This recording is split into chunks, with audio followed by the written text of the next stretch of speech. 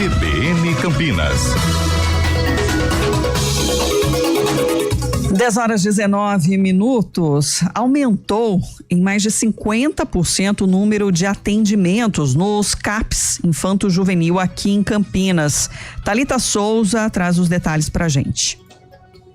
O Centro de Atenção Psicossocial Infanto-Juvenil em Campinas registrou um aumento de 52% no número de atendimentos nos últimos 5 anos. Em 2019, foram 310 atendimentos. Já no ano passado, 472. Todos os pacientes têm menos de 18 anos. Para Rafael do Nascimento, médico psiquiatra e diretor técnico do Serviço de Saúde Cândido Ferreira, uma das razões do crescimento seria a conscientização de familiares. Eu acho que a gente pode atribuir a diversas causas diferentes, né? A que eu mais penso agora, atualmente, seria uma maior conscientização da população com relação a alguns diagnósticos, principalmente esses do espectro autista, e essa conscientização faz com que essas pessoas busquem mais atendimento. Cada criança é cuidadosamente avaliada num acolhimento e para cada criança é desenhado o que a gente chama de projeto terapêutico singular. A dona de casa, Maria Luísa da Silva, tem um filho de 10 anos diagnosticado com transtorno de déficit de atenção e hiperatividade. A criança passa por atendimento no CAPS IJ há 5 anos. Ele está aprendendo muito, principalmente na escola, tá conseguindo ficar mais assim com pessoas. Ele não é mais aquela criança agressivo como ele era. É meu filho, eu tenho que eu faço tudo por ele, tudo que eu posso fazer por ele eu faço, e eu quero ver ele evoluir, e é isso que eu tô vendo cada dia, cada passo que a gente tá dando, principalmente aqui, tá ajudando bastante ele. Tem que procurar ajuda sim, porque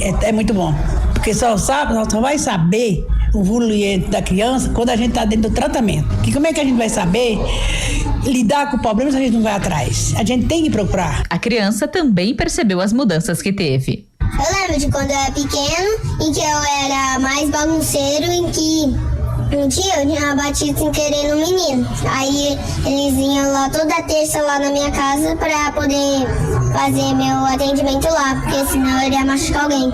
Aí eu cresci, aí eles não precisam ir mais lá, porque eu já cresci o conhecimento que eu não posso bater nos outros. E a busca por ajuda é sempre a melhor escolha. Quanto antes eu trato, antes eu tenho resultado e menos dano esse indivíduo pode sofrer, né? Porque quando a gente fala de manutenção da saúde mental, quanto mais tempo em sofrimento, pior é para aquele indivíduo, né? Todos os atendimentos no CAPS são de graça. De Campinas, Thalita Souza. De graça, e tem um atendimento que foi ampliado desde ontem. O CAPS Infanto-Juvenil Roda Viva também funcionando à noite, 24 horas, e exatamente por essa demanda. E o coordenador da saúde mental aqui de Campinas, o Marcelo Bruniera, está em contato com a gente exatamente para explicar um pouco mais de como identificar, né, esse comportamento de crianças e adolescentes para serem encaminhados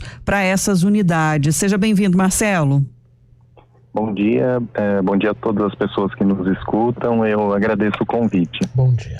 Como é que inicia, né, essa triagem, Marcelo, para dar um encaminhamento mais seguro, um encaminhamento direcionado para esse atendimento psicossocial? Em um plano ideal, não é, a criança, o adolescente e seu cuidador, seu familiar, devem acessar o centro de saúde de referência para que ele seja atendido com regularidade na unidade mais próxima à casa dele. Tá? E havendo a necessidade, a própria equipe multiprofissional do centro de saúde, não é, que atende no centro de saúde, então os psicólogos, terapeutas ocupacionais, fonoaudiólogos, médicos, havendo a necessidade de um encaminhamento para um espaço especializado, como é o CAPS Infanto-Juvenil, esse centro de saúde faz esse encaminhamento, né, faz essa articulação com o CAPS, sem que haja um prejuízo no vínculo já estabelecido no centro de saúde. Então, a criança passaria, então, a depender da necessidade que ela apresenta, da demanda em saúde mental, a realizar um acompanhamento em um dos nossos 4 CAPS Infanto-Juvenil. Uhum. Agora, para a família, né, para identificar mesmo essas alterações, porque às vezes acha que é uma birra da criança, né, quer chamar a atenção, não consegue identificar a necessidade de um acompanhamento profissional. O ideal é que a família sempre conte com que busque uma rede de suporte ampliada, que ajude na detecção desses riscos, né, e de eventuais atrasos no desenvolvimento e prejuízos em saúde mental, né? A gente sabe que uma intervenção rápida e a tempo, né, então cuidar de crianças e adolescentes deve ser prioritário, porque quanto mais cedo eu invisto nesse cuidado, melhor a minha resposta, né? Então a família deve sempre manter uma boa comunicação com a escola, ter um bom debate também com os profissionais de saúde que acompanham aquela realidade desde sempre, né? Preferencialmente desde o nascimento da criança. Então também são profissionais que, atentos ao desenvolvimento, podem ajudar na identificação de um prejuízo e apontar o melhor caminho, né? A melhor intervenção para cada caso. O ideal é que a família não fique sozinha e busque sempre uma interlocução, seja com outros serviços, seja com o serviço de saúde propriamente dito. Uhum. E quais são os diagnósticos mais comuns que chegam pelo CAPS? Hoje no CAPS Infanto-Juvenil, a gente tem percebido, principalmente após a pandemia, um aumento significativo nos casos de crianças ou em investigação, ou às vezes com um diagnóstico confirmado de TEA, tá? Então, principalmente as crianças mais novas chegam com essas hipóteses diagnósticas, mas não só, não é? Então, a gente percebe, ainda tem casos, por exemplo, de um TDAH que se agrava muito e tem prejuízos sociais, psicossociais significativos, as depressões, os quadros de ansiedade generalizada, e também aqui a gente faz uma reflexão sobre as telas e outras alternativas de lazer, enfim. Além também, o CAPS também recebe adolescentes com problemas relacionados ao uso de álcool e outras drogas, tá? Então o que a gente percebe é um aumento significativo em todas essas frentes, mas com destaque maior para os quadros relacionados ao TEA, o transtorno do espectro autista.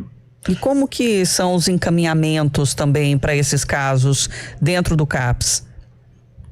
O encaminhamento, né, no CAPS, assim, sempre que chega, então, uma família preferencialmente encaminhada pelo centro de saúde, né? Então o centro de saúde faz esse encaminhamento. Mas quando não tem esse encaminhamento, a família também pode buscar um esclarecimento, né, uma orientação no próprio CAPS, seja por telefone, às vezes indo até lá e assim ter uma boa orientação sobre o que fazer, né? Então toda a família, ela vai ser recebida, ela vai ser acolhida e ela vai passar por uma primeira avaliação multiprofissional. Este profissional com a família fará, havendo então a necessidade detectada, a necessidade de um acompanhamento mais regular no CAPS, vai desenhar, vai constituir um projeto terapêutico singular. O que é isso? Assim, então é um plano terapêutico que tem relação com aquilo que é a demanda da criança e da família. Então, às vezes, o próprio familiar vai para um grupo de orientação com um profissional assistente social, por exemplo, ou com um psicólogo. A criança vai para uma terapia em grupo ou para uma terapia individual. Eventualmente, tem sim a necessidade de uma avaliação psiquiátrica e um acompanhamento psiquiátrico mais regular também. Então, cada caso demanda, exige do serviço de saúde um projeto terapêutico formatado para a real necessidade do caso, né, na sua particularidade. E aí essa assistência é garantida então pelo município, de diferentes especialistas para fazer esse acompanhamento. Isso. Tanto a equipe do CAPS, né, por exemplo, o TEA, ele não é acompanhado, né, as crianças com TEA, os adolescentes, enfim, não são acompanhados só no Centro de Atenção Psicossocial. Tem outros espaços do município que também dedicam o atendimento a essa condição. Então, cada caso vai se constituir, né, a terapêutica de cada caso vai se constituir dessa forma, e o município fornece esse tratamento, né? Os CAPS são porta aberta e recebe, não existe fila de espera, né, para atendimento nos CAPS, mas como eu disse no começo, o ideal é que a família procure primeiro o centro de saúde, porque o centro de saúde, como uma unidade que ela é horizontal, né, então acompanha toda a vida daquela família, ele vai saber como organizar bem essa orientação e o encaminhamento para o CAPS. Agora, por exemplo, Marcelo, uma família que eventualmente tem alguém que é com TEA ou diagnosticado com alguma coisa assim, e de repente a criança ou adolescente tem um surto durante a noite. Acredito que a ideia de abrir o Roda Viva 24 horas também seja justamente para poder atender esses casos que às vezes são muito mais frequentes durante a noite e a madrugada do que durante o dia. Mas mesmo se se a criança é acompanhada na rede privada, eventualmente, alguma coisa assim, mas estiver em uma situação de surto, pode procurar o CAPS Roda Viva ou os outros CAPS infantos juvenis? É muito boa a sua pergunta, assim, porque isso gera realmente uma dúvida. A gente tem percebido, sim, um aumento nessas situações mais críticas, né, de mais agudas. Então, assim, essa retaguarda noturna que o CAPS Roda Viva, ele passa, então, a funcionar ininterruptamente, né, então ele não fecha mais, ele abre todos os períodos, né, inclusive aos finais de semana, à noite. São vagas reguladas, não é? Então, assim, para que haja um encaminhamento para essa retaguarda noturna e aos finais de semana no CAPS Roda Viva, é necessário que esse paciente, que essa família esteja inserida em um dos 4 CAPs infanto-juvenil de Campinas, tá? Cada CAPS atende uma região, então são 3 CAPs mais o CAPS Infantil Roda Viva, tá? Então, inicialmente, essa família ela tem que já estar inserida no CAPS. Então, o ideal é que ela já procure aí o acompanhamento e não procure diretamente o serviço no período noturno, porque essas vagas elas são reguladas, né? Essas crises, né, mais agudas do período noturno, né, quando a família ainda não é inserida no CAPS, a orientação é que se busque o pronto atendimento, né? Então, ou a UPA, ou às vezes uma porta hospitalar, né? Um pronto-socorro, tá? E também esse pronto-socorro depois pode fazer um encaminhamento para o CAPS, tá bom? Mas os casos, então, essa retaguarda noturna, ela funciona para os casos já inseridos nos 4 CAPs infanto-juvenil de Campinas, né? A gente tem lá no Roda Viva uma média de 240 pacientes regulares, né? Que frequentam regularmente a unidade, e os outros 3 CAPs com uma média parecida também, tá? Então a equipe técnica dos 4 CAPs, a cada dia eles fazem uma discussão identificando uma necessidade de crise e encaminham para o leito noite, né, que é essa permanência noturna e o final de semana, tá? Então esse é um leito regulado. Então, com esse atendimento 24 horas, é no Roda Viva, lá no Parque Prado. Isso.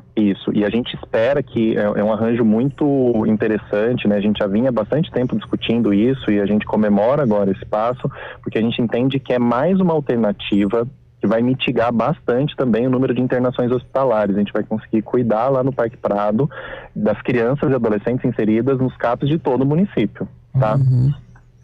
Quero agradecer a participação do Marcelo Bruniera, que é coordenador da área de saúde mental aqui de Campinas. Obrigada por tirar nossas dúvidas, Marcelo.